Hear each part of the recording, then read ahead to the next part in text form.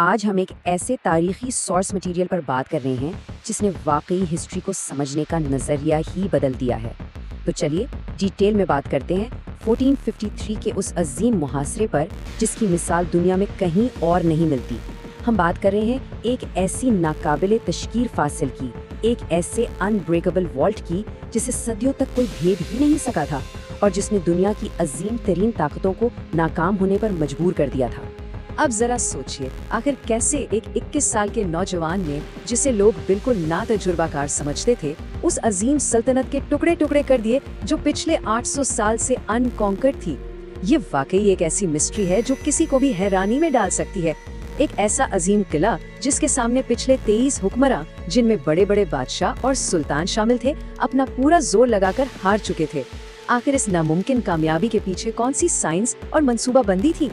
ان قلعہ بند دیواروں کی طاقت کا اندازہ لگانے کے لیے ان 800 سالوں پر ایک نظر ڈالتے ہیں۔ 630 کی دہائی میں تیزی سے پھیلتے ہوئے خلافتوں کا دور ہو یا پھر 700 سے 1400 صدیوں کے درمیان ہونے والے 23 ناکام حملے، ہر کسی نے بس منہ کی کھائی۔ یہ سب حقائق ثابت کرتے ہیں کہ کانسٹینٹینوپل واقعی ایک نہ ٹوٹنے والا ورلڈ تھا۔ یہاں تک کہ 1451 میں جب 19 سالہ محمد دوم تخت نشین ہوئے تو انہیں اچھی طرح معلوم تھا کہ ان کے اپنے والد سلطان مراد کا دل بھی اس شہر کو فتح نہ کر پانے کے غم میں ٹوٹ چکا تھا۔ اب یہاں ایک بڑا دلچسپ موازنہ دیکھیے۔ ایک طرف ایک نوجوان سلطان محمد ہیں، یورپ والے اور یہاں تک کہ ان کے اپنے وزیر بھی ان کا مذاق اڑاتے تھے کہ یہ تو بس ایک نادان بچہ ہے۔ لیکن محمد اپنے مقصد میں اس قدر پرعزم تھے کہ انہوں نے حملے سے پہلے ہی یورپ کے ساتھ ٹریٹی سائن کر کے اپنا راستہ بالکل صاف کر لیا۔ اور دوسری طرف دنیا کی عظیم ترین رومن امپائر کا دارالحکومت، 1000 سال پرانی دیواریں، ایک ایکسپیرینسڈ ویٹرن فوج اور ایسی شہرت کہ انہیں ہرانا ناممکن ہے۔ اسی دوران ایک بڑا مذاقیہ اور اہم واقعہ ہوتا ہے۔ اوربان نام کا ایک عظیم کرسچن انجینئر اپنا ایک لاجواب سپر ویپن بنانے کا آئیڈیا لے کر سب سے پہلے رومن ایمپرر کے پاس گیا، لیکن رومن بادشاہ نے خود کو غریب ظاہر کیا اور 10,000 ڈوکیٹس دینے سے صاف انکار کر دیا۔ خیر، جب یہی پیشکش سلطان محمد کے سامنے آئی تو انہوں نے نہ صرف اسے فوراً قبول کیا بلکہ اوربان کو ان لمیٹڈ فنڈز دے دیے۔ شرط صرف ایک تھی کہ یہ عظیم توپ 3 مہینے کے اندر مکمل ہونی چاہیے۔ اور یہ چیز اس بات کو بہترین طریقے سے واضح کرتی ہے کہ اس سپر ویپن کا اسکیل کتنا خوفناک تھا۔ اس 600 کے ہندسے کو دیکھیے۔ یہ توپ، جسے بیسیلیکا کا نام دیا گیا، 8 میٹر لمبی تھی۔ جب اسے سیدھا کھڑا کیا جاتا تو یہ 3 منزلہ بلڈنگ کے برابر ہوتی۔ یہ 600 کلو گرام وزن کے گولے داغتی تھی۔ اس کی وشالتا کا اندازہ آپ اس بات سے لگائیے کہ اس توپ کو کیپٹل تک کھینچ کر لے جانے کے لیے 60 بیلوں اور سینکڑوں مردوں کی ضرورت پڑی تھی۔ یہ واقعی ایک انجینئرنگ مارول تھا۔ چلیے اب آتے ہیں اس اصل رکاوٹ کی طرف جس نے 800 سال سے اس شہر کو بچا کر رکھا تھا، دی گولڈن ہارن۔ یہ شہر کے دفاع کے لیے ایک انتہائی اہم آبی راستہ تھا اور اس راستے کو ایک 30 ٹن وزنی عظیم لوہے کی زنجیر سے مکمل بلاک کیا گیا تھا تاکہ کوئی بھی بحری حملہ قلعے کے قریب نہ پہنچ سکے۔ یہ 30 ٹن کی زنجیر ہی اصل میں وہ دشمن تھی جس نے اس شہر کو لٹرلی تاریخ کا سب سے محفوظ قلعہ بنا دیا تھا۔ تو آئیے آگے بڑھتے ہیں اور دیکھتے ہیں کہ یہ سلسلہ کیسے آگے بڑھا۔ سلطان محمد نے اپنی 1 لاکھ کی فوج اور 200 کشتیوں کے ساتھ اس رکاوٹ کو توڑنے کی 4 مختلف کوششیں کی۔ پہلا قدم تھا زنجیر پر بحری حملہ، پھر زمینی راستے سے فوج کا ڈائریکٹ لینڈ اسالٹ، تیسرا سٹیپ تھا خفیہ انڈر گراؤنڈ ٹنلز کھودنا، اور چوتھی اسٹریٹجی تھی اسی بیسیلیکا کینن سے مسلسل گولہ باری کرنا۔ لیکن یہاں سوال یہ پیدا ہوتا ہے کہ یہ ساری بہترین اسٹریٹجیز ناکام کیوں ہو رہی تھیں؟ دراصل رومن فوجیوں نے تیروں اور توپوں سے بحری حملے کو پیچھے دھکیل دیا۔ زمینی حملے کو ان کے کمال کے جنرل جوانی جوستیانی نے بلاک کر دیا۔ سرنگوں کو رومنز نے وقت سے پہلے ڈھونڈ لیا اور ان میں تیل ڈال کر جلا دیا۔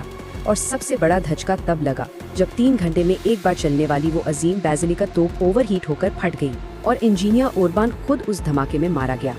اب وقت انتہائی تیزی سے گزر رہا تھا، کلاک ٹک کر رہی تھی۔ پوپ کی طرف سے بھیجی گئی نئی فوجیں قریب آ رہی تھیں۔ آٹومن کیمپ میں شدید مایوسی پھیلنے لگی اور فوج کا مورال زمین پر آ گیا، یہاں تک کہ وزیر اعظم حلیل پاشا، جو ویسے بھی محمد کو نا تجربہ کار ہی سمجھتے تھے، انہوں نے بھی ان ناکامیوں کے بعد صاف کہہ دیا کہ بس اب ہار مان لینے اور واپس لوٹنے کا وقت آ گیا ہے۔ لیکن یہاں سے ہماری کہانی ایک ایسا ٹرن لیتی ہے جو کسی کے وہم و گمان میں بھی نہیں تھا۔ دی امپاسبل مینوور۔ جب سامنے کے تمام راستے بند ہو گئے तब सुल्तान महमद और उनके वफादार जनरल ज़ागनोस पाशा ने मिलकर एक ऐसी तारीखी हाइस्ट प्लान की जिसकी मिसाल इंसानी तारीख में पहले कभी नहीं मिलती। उन्होंने तय किया कि उस 30 टन की जंजीर को अब सामने से नहीं बल्कि एक बिल्कुल नए और हैरत अंगेज तरीके से बाईपास किया जाएगा। एक बिल्कुल नामुमकिन मैकेनिकल कमाल किया गया। उन्होंने एक ऊंची और ढलवान पहाड़ी के ऊपर लकड़ी के ट्रैक्स बनाए और उन्हें जानवरों की चर्बी से ग्रीस किया। ये सब रात के अंधेरे में मुकम्मल सीक्रेसी के साथ किया जा रहा था। आवाज छुपाने के लिए उन्होंने लगातार कैनन फायर को as an acoustic camouflage use किया। 1000 सिपाही, 100 बैल और हवाओं का फायदा उठाने के लिए कश्तियों के बादबान लिटरली जमीन पर ही खोल दिए गए। तो यहाँ सबसे अहम नुक्ता ये है, नतीजा क्या निकला? सिर्फ एक रात में लगभग 70 अजीमो शान किश्तियाँ, जिनमें से हर एक का वजन तकरीबन 40 टन था, एक पहाड़ी के ऊपर से ड्रैग करके सीधा गोल्डन हॉर्न के आबी रास्ते में उतार दी गई। ये 70 सिर्फ एक नंबर नहीं है, ये ह्यूमन इंजीनियरिंग और शेयर विल पावर का एक जिंदा सबूत है। अगली सुबह जब रोमन्स ने ये मंजर देखा होगा तो आप खुद सोचिए उनके होश कैसे उड़ गए होंगे। इस हैरत अंगेज मैनूवर के फौरन बाद सोर्स मटेरियल बताता है कि एक तारीखी पेशगोई ने रोमन्स को नफ्सियाती तौर पर बिल्कुल तोड़ कर रख दिया।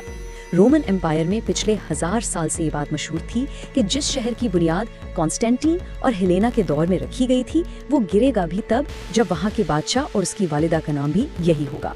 और हैरान अंगेज तौर पर उस वक्त एग्जैक्टली ऐसा ही था। इस अजीब इत्तेफाक ने लोगों के अंदर बची कुची उम्मीद को भी खत्म कर दिया। और इस स्टेज पर हमें सुल्तान महमद की वो एब्सोल्यूट रिजॉल्व नजर आती है। जब रोमन फौज को मजबूरन अपनी आधी नुफरी इन 70 कश्तियों से निपटने के लिए भेजनी पड़ी, उस वक्त महमद ने अपनी तारीख साज बात कही, या तो मैं कॉन्स्टेंटिनोपल को फतह कर लूंगा या कॉन्स्टेंटिनोपल मुझे फतह कर लेगा। उनका ये पुख्ता इरादा दोनों तरफ से होने वाले इस आखिरी और खूनरेज हमले में ऑटोमन फौज के लिए सबसे बड़ी ड्राइविंग फोर्स बन गया। 800 साल का ये सिलसिला आखिरकार अपने अंजाम को पहुंचा। जैसे ही दीवारें टूटी, उनके जनरल जस्टियानी को मैदान छोड़कर भागना पड़ा।